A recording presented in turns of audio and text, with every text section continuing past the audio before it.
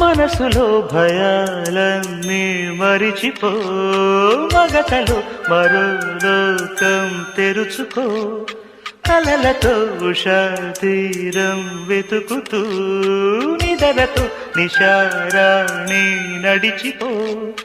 చిటికలోన చిక్కబట్ట కటిక చీకటి కరిగిపోక తప్పదమ్మ ఉదయ కాంతికి.